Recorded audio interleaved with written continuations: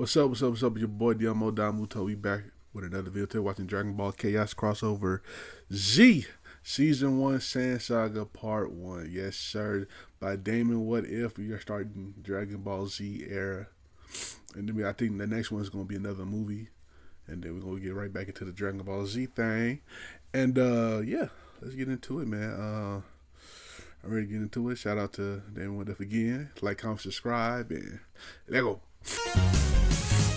Sonic, Amy, and Tails run through Sunset Hill Zone, eager to meet up with the others. It's been quite some time since they've met up with everybody, as they've all been so busy when it comes to finding Shadow's whereabouts. It's been quite a few years and they haven't been able to find any trace of him at all. They're hoping that'll change one day, but for now, they're just gonna find time to relax. Sonic, Tails, and Amy have grown together searching for Shadow, and while Amy has really tried her hardest to hook up with Sonic, he has no interest in her whatsoever, and to this day is still doing his best to let her know he's not interested. Amy isn't as love-struck as she used to be, but still isn't going to lose hope on something happening in the future.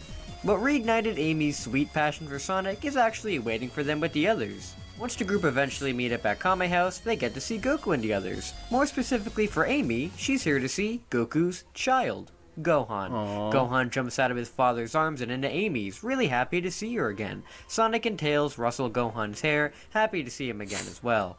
Gohan says that he really missed his Auntie Amy and wished she would be able to come and visit him more. She laughs, telling Gohan that she's been busy with his Uncle Sonic and Tails, as they're still going off and trying to find a long-lost friend of theirs. Gohan's heard this one before, so he's not all that surprised. Gohan is the son of Goku and Chi-Chi, and once he was born, the two made sure to invite everybody over to meet him, and he was a huge shock to everybody, especially Sonic, as after seeing Gohan, he realized how old that they're getting. Goku has a kid now, for crying out loud. As cool as it is being an uncle to Gohan, he wants to stay as far away from parenthood as humanly possible for the time being. It definitely seems like a lot of responsibility for Goku, as he can't go out to train as much anymore, since he's so busy taking care of his new son. Chi-Chi still isn't going to allow Gohan to train, and Goku can't even sneak him off to train with Sonic either, as if Amy's around, she's not going to let them train the kid. Gohan has never really minded all that much though, as he's not really into fighting anyways. He's enjoyed hearing about the adventures that his father and Sonic have been on, especially the ones about Dr. Eggman, though he's never really wanted to go himself. They seem too dangerous for him, and he'd rather just study to be a great scholar. So of course, he gets along great with Tails. Him and Tails have had some discussions about science and inventions, which has always fascinated Gohan. Tails is happy to be able to train Gohan in sciences and all that, since he's one of the brightest minds on the planet. They all don't get to come over all the time, but enough that they've impacted Gohan's growth and development. He's not really skittish and nervous around people as he was in canon, as Tails taught him to embrace his nerdier side, and Sonic taught him it's okay to be weird. Gohan is definitely a much more social person than he is in canon. He's also been brought up to Angel Island to meet with the others up there. He's gotten along really good with Kami and Tikal, and while he was a little scared of Piccolo at first, Piccolo showed off how affectionate he is, and now Gohan has great times with Uncle Piccolo as well. So yeah, Gohan definitely is a lot more family than he did in canon. Today, the group decided to meet up at Kame House for a cookout, and while a bunch of people couldn't come, thankfully, Goku, Gohan, Sonic, Tails, Amy, Krillin, and Bulma managed to make it. Krillin has gotten really good at cooking for everybody, so Goku can inhale a gigantic bowl of ramen, while Sonic inhales almost every chili dog in sight. It's a very fun day, though, as I'm sure you can tell, that's all about to change. Suddenly, Goku stands up and looks into the sky. The others ask him what the matter is, with him saying he senses a pretty big energy coming right towards them, something that feels very evil. He tells Amy to bring Gohan inside, but it's too late, as the energy Goku sensed has landed right in front of them. Raditz has arrived. Raditz says that it's very good to see that Kakarot is alive and well, but demands to know why the hell he wasn't able to complete his mission. Goku is pretty confused. Kakarot? Mission? What the hell is this? But these niggas these guys are like a lot stronger than like canon, ain't they? Cause they be doing a lot of training, and he got the chaos. Well, we'll see how he explains. Raditz is extremely irritated how Kakarot doesn't know what he's talking about. He yells out that it's their mission, the reason that the Saiyans exist, for battle. The yelling begins to scare Gohan, so Krillin walks up to get him to leave. They don't want any drunks coming up here and scaring kids. Raditz then whips Krillin across the face with his tail, sending him flying. Sonic rushes over to catch him before he crashes into Kame House, thankfully, but Everybody is terrified to see that Raditz has a tail just like Goku. Raditz asks Goku if he really doesn't remember anything, with Goku revealing that he bumped his head as a kid, so he doesn't remember anything from his early years. This infuriates Raditz, so he begins to ramble on about Goku's heritage. His real name is Kakarot, and he is a Saiyan from the planet Vegeta.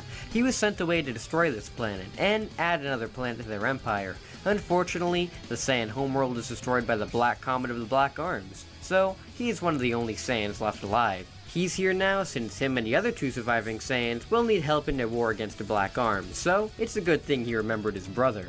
This was a lot of info to dump on Goku. He's apparently an alien who has a brother? He can't believe it. Raditz can't believe he forgot his mission to destroy the planet, and says that he'll let it slide if he decides to kill everybody here. Goku yells Nah, y'all ain't bless me. Alright, thank you. at him that there's no way he'd kill his friend. He doesn't care if he is an alien and this guy is his brother. The people here are more family to him than he'll ever be, so they get the hell off of his planet. Raditz is infuriated that Kakarot would speak to him in this way, and decides that his brother needs a little bit of motivation. Raditz begins to make his way over to Gohan, attempting to kidnap him, but he's then nailed right in the gut by a spin-dashing Sonic.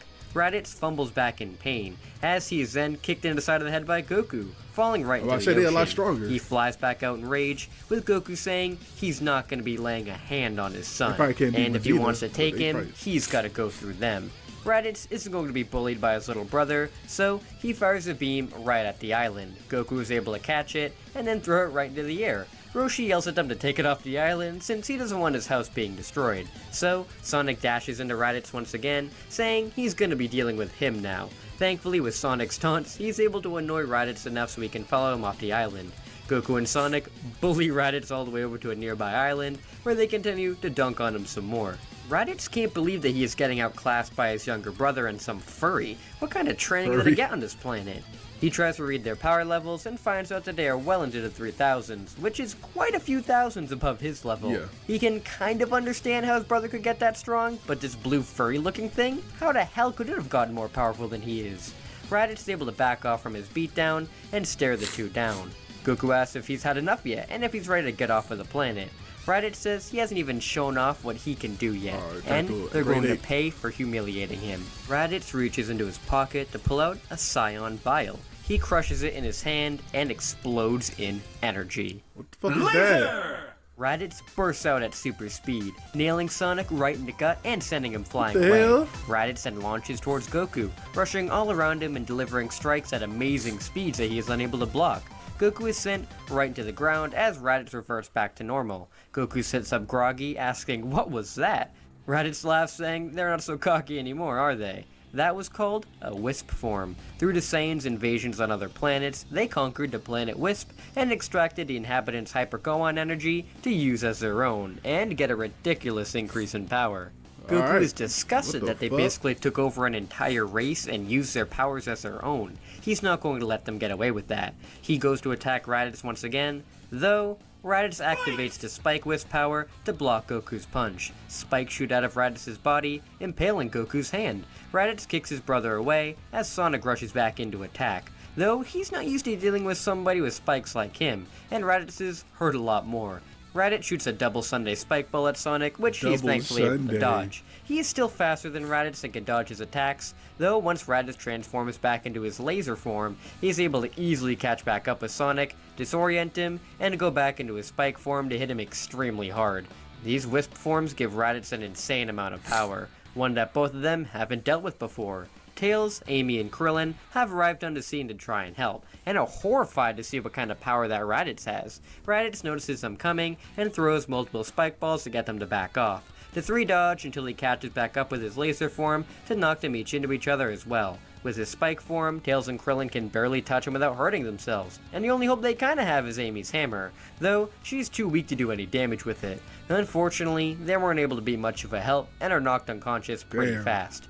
Though they're able to distract Raditz long enough for Sonic to charge up his Lightspeed Dash, and once he's finally ready, he's able to go at Raditz with all he has. With the Lightspeed Dash, he's able to even catch up with Raditz's laser form, and the two are able to butt heads and clash all around the island.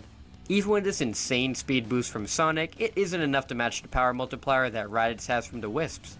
Eventually, he's knocked out of the Lightspeed Dash and falls to the ground pretty injured. He curses that they don't have the Chaos Emeralds anymore, as he knows if he was able to turn into Supersonic, then he would have been able to wipe the floor with this guy easily. He wouldn't be able to use his Chaos Sonic form either, as he doesn't know if he can tap into Chaos Energy like Knuckles or Piccolo can by himself without any help from any Master Emerald or Chaos Emerald.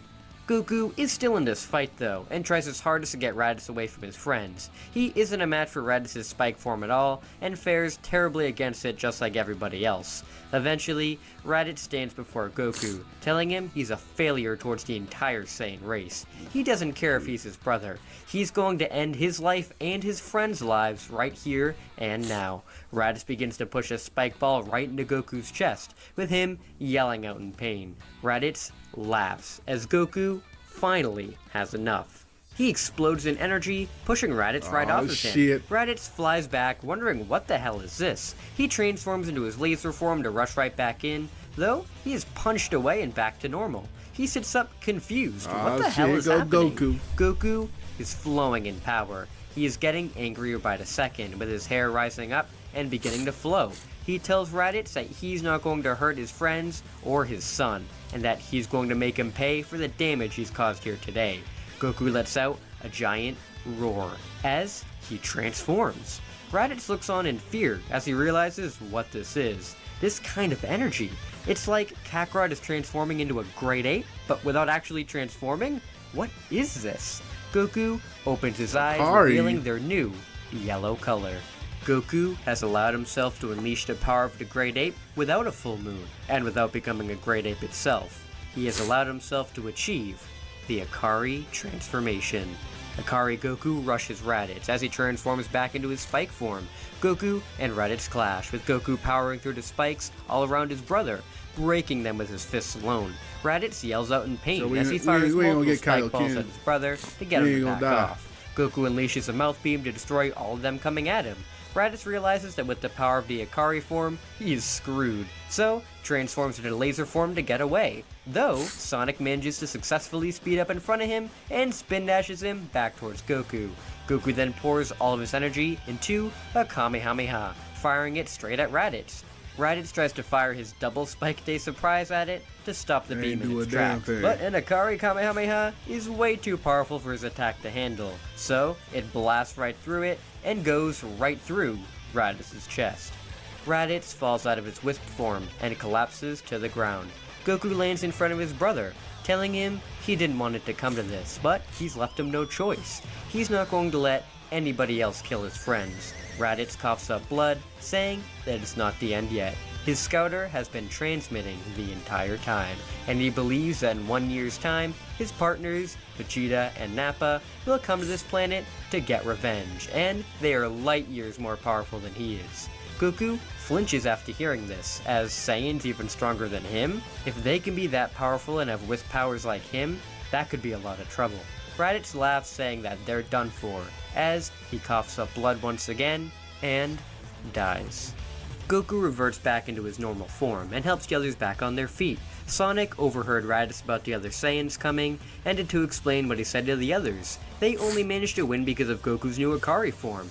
But who knows if even that is going to be enough for these other two Saiyans. They need to find the Chaos Emeralds now, as those are pretty much their only hope if they want to survive. Goku and Sonic head up to the lookout to explain what happened to Kami and Tikal. Piccolo and Knuckles are infuriated that they weren't there to put a stop to this guy, but swear that they'll be able to put an end to the other Saiyans when they come in a year.